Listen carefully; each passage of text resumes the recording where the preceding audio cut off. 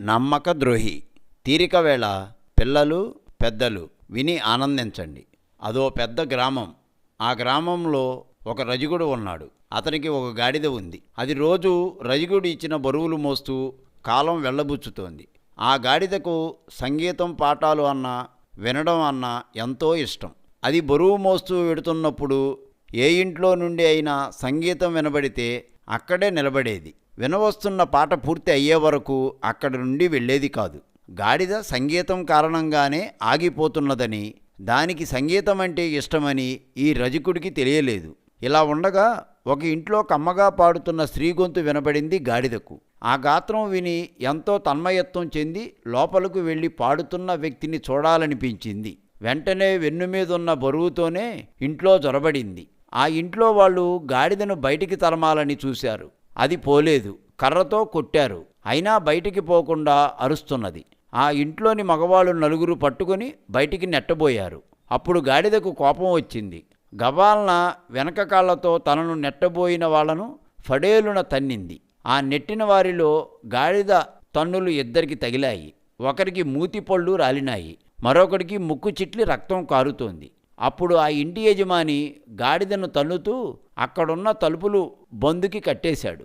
దాని వెన్నుమీదున్న విడిచిన బట్టల మూటను చూసి అది ఎవరో రజకుడిది అనుకున్నాడు. అది ఎవరి గాడిదో తెలుసుకోవాలని ఆ ఇంట్లో వాళ్ళు అనుకుంటుండగా ఆ రజకుడు వచ్చి తన గాడిదేనని చెప్పాడు. అప్పుడు ఆ ఇంటి వాళ్ళు చాకలిని అటువంటి గాడిదను వదిలినందుకు నిన్ను నీ గాడిదను న్యాయస్థానానికి ఈడుస్తామని ఆ ఇంటి యజమాని న్యాయస్థానానికి ఫిర్యాదు చేశారు. న్యాయాధిపతి విచారించాడు విషయం. అదే సమయంలో న్యాయస్థానం ప్రక్క ఇంట్లో నుండి సంగీతం వినిపిస్తున్నది. అది విని న్యాయస్థానంలో గాడిద ఆడుతూ అరవసాగింది. దాని అరుపులు వినలేక అందరూ చెవులు మూసుకున్నారు. ఆ వెంటనే గంతులు వేస్తున్న గాడిదను 10 మంది గట్టిగా పట్టుకుని అరవకుండా దాని మూతిని పెద్ద తాడుతో బంధించి వేశారు.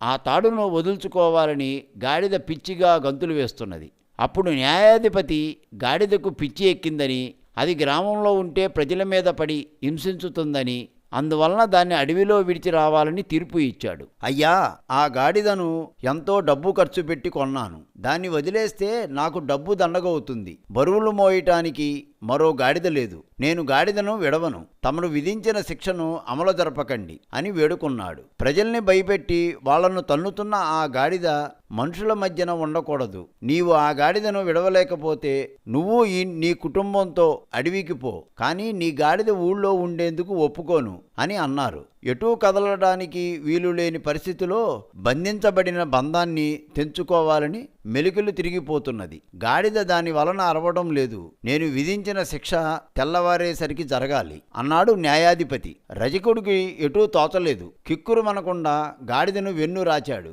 నౌకర్లు గాడిదను బంధ విముక్తురాల్ని చేశారు. రజకుడు తోలుకుపోతున్నాడు. చాకలి ఏం చేయడానికి పాలుపోక ఆలోచిస్తున్నాడు. గాడిద మామూలుగా అతని వెంట నడిచి వెడుతున్నది. కొంత దూరం వెళ్ళాక ఒక గొర్రెల కాపరి చెట్టు కొమ్మల మధ్యన కూర్చుని పాడుకుంటున్నాడు. గాడిదకు ఆ పాట నచ్చింది. వెడుతున్న గాడిద ఆ గాత్రం వింటూ ఆగిపోయింది. రజకుడికి విసుగు, కోపం వచ్చాయి. కదులు అంటూ కర్ర పెట్టి ఒక్కటి అంటించాడు. పాట వినిపించుతూనే ఉంది.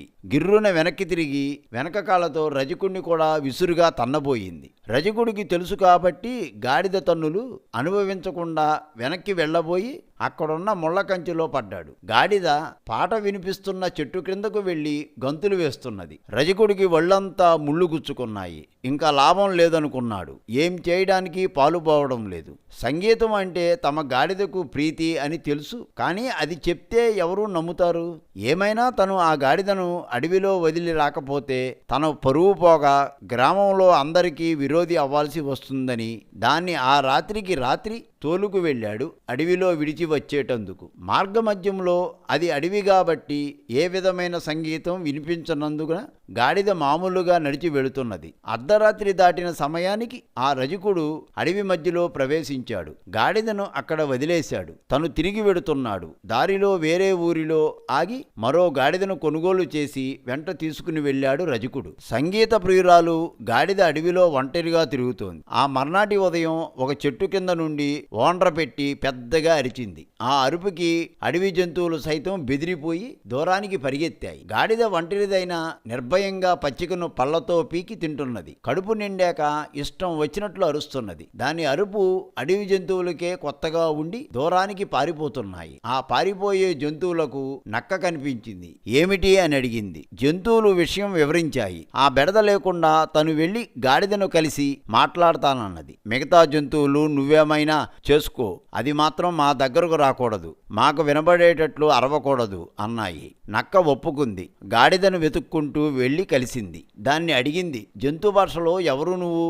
ఒంటరిగా ఇక్కడ తిరుగుతున్నావేమిటి అని. గాడిద జరిగిందంతా చెప్పింది. అనంతరం తనొక పిచ్చి గాడిదగా భావించి అడవికి చేర్చారని అంది. అందుకని ఒంటరిగా తిరుగుతున్నాను అని చెప్పింది. అయితే మనిద్దరం స్నేహంగా ఉందాం, నువ్వు ఇతర జంతువులు భయపడేటట్లు అరవకూడదు అన్నది నక్క. అంగీకరించింది గాడిద. అప్పటి నుండి గాడిద నక్క స్నేహితులుగా కలిసి తిరుగుతున్నాయి. గాడిద కూడా నక్క నివాసంలోనే ఉంటున్నది. అయితే గాడిదకు సంగీతం వినపడడం లేదు కనుక అది వెర్రిగా అరిచి గంతులు వేయడం లేదు. నక్క ఉంటున్న ఏటి ఒడ్డున గుబురుగా పెరిగిన చెట్ల తోపు ఉంది. అక్కడికి దగ్గరలో జొన్న చేను ఉంది. గాడిదకు అది చూసి ఆనందమయ్యింది. పగలంతా జొన్న చేలో పడి తినడం, రాత్రి అయ్యేసరికి నక్క నివాసానికి చేరడం చేస్తున్నది. తీరికగా ఉన్నప్పుడు ఆ రెండు జంతువులు మాట్లాడుకుంటూనే ఉన్నాయి. ఇలా ఉండగా గాడిదకు సంగీతం పాడాలనిపించింది. గాడిద నక్కతో అన్నది, నువ్వు నా గాత్రం వినలేదుగా, నేను బాగా పాడతాను అంది. అవునా, ఏది పాడు అంది వినాలన్న కుతూహలంతో నక్క. ఆ వెంటనే గాడిద గొంతు ఎత్తి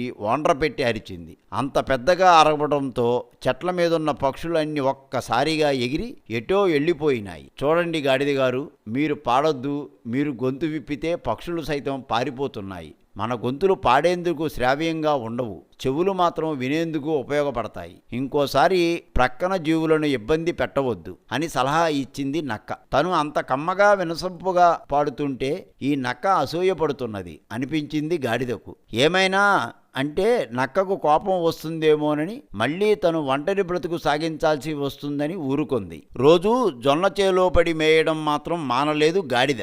నక్క గాడిదను వెర్రిబాగులది అనుకుంది. జొన్న చేలో పడి తింటూ గాడిద బాగా బలిసింది. నక్కకు గాడిద మాంసం అంటే ఎంతో ఇష్టం. అడవి ప్రాంతం అంతా గాలించినా గాడిదలు గుర్రాలు దొరకవు. దొరక్క ఆ గాడిద దొరికింది.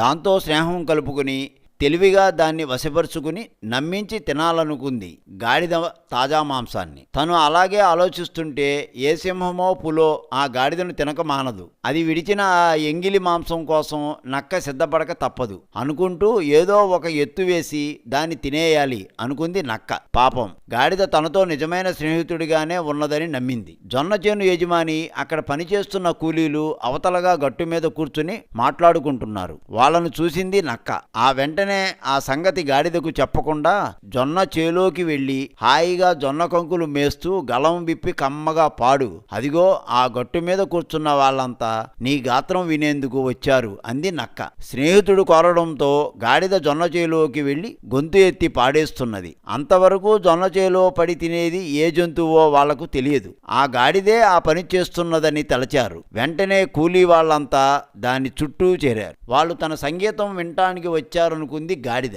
మరికొంత గట్టిగా గొంతు ఎత్తి పాడుతున్నట్లు తలూపుతూ అరుస్తున్నది. రైతులు అందరూ దాన్ని ఎటూ కదలకుండా దాన్ని చెట్టుకి కట్టి ఇష్టం వచ్చినట్లు చితక్కొట్టారు. గాడిద బాధతో పెద్దగా అరుస్తూ ఉన్నా వాళ్ళు పట్టించుకోలేదు. తనను కాపాడమని జంతు భాషలో నక్కని పిలిచింది గాడిద. నక్క రాలేదు. తన కోరిక తీరడానికి అదే సమయంగా తలచి అక్కడే నక్కి ఉంది. ఆ గాడిదను అవతల పారేసి ఆ మనుషులు వెళ్ళిపోయారు. గాడిదకు దెబ్బలు బాగా తగిలినాయి, కానీ ప్రాణం పోలేదు, పడి మూలుగుతోంది. అనంతరం నక్క వచ్చింది ఏదో ఆకు పట్టుకుని. గాడిద వంటి మీదున్న గాయాల్ని ఆ ఆకు పసరుతో మానేటట్లు చేస్తుందని అబద్ధం చెప్పి ఆ ఆకుని నోటితో నమిలింది. పళ్లతో గట్టిగా నొక్కి పసరు పట్టించింది. దాన్ని గాయాల మీద పోస్తున్నది. ఆ పని చేయడంతో గాడిదకు మరీ బాధ ఎక్కువయింది. వాళ్ళు కొట్టిన దెబ్బలకు ఎటూ కదలలేని స్థితికి వచ్చింది. నక్క దిక్కులు చూసింది. గాడిద శరీరం మీద రక్తం చూసి ఆగలేకపోయింది. అమాంతం కంఠం మీదున్న గాయాల మీద